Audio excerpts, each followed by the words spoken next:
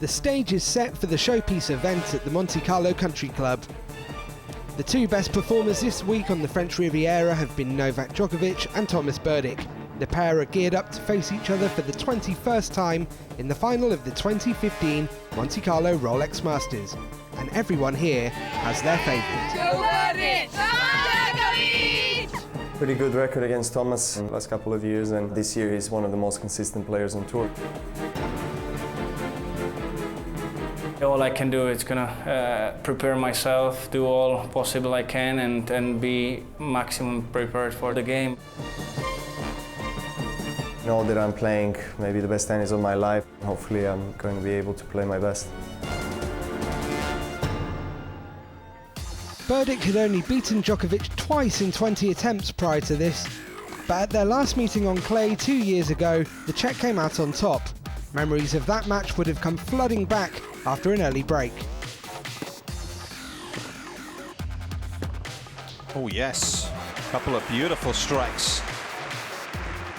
This was Berdych's fourth ATP World Tour Masters 1000 final, his only win coming in Paris 10 years ago. The sixth seed kept a high level as the first set continued. Oh, Berdych is playing a very high level of tennis so far in this final. Djokovic had recently surpassed Rafael Nadal's 141 weeks at world number one. He had a slow start against the Spaniard in the semis and was beginning to turn things around here too.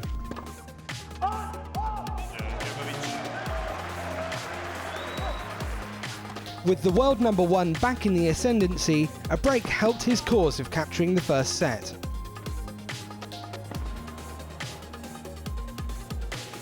Oh, what was he doing? He had it. It was going to be a difficult shot, but surely he had to play it.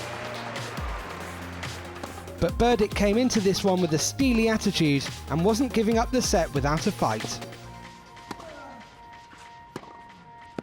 He snuffed it out. And a steely look from Berdych. The world number one has only lost twice in 2015 so far and was keen to keep that record intact. He rallied yet again to seal the opener.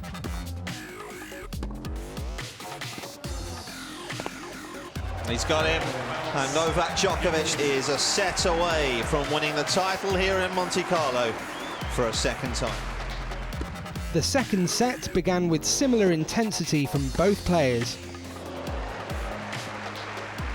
Berdych took his place back on court after an hour-long rain delay, a rejuvenated man.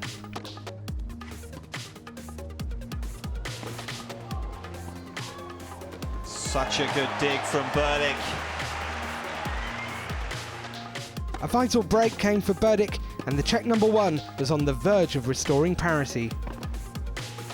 Oh, has he missed it? No, he hasn't. He's found the line.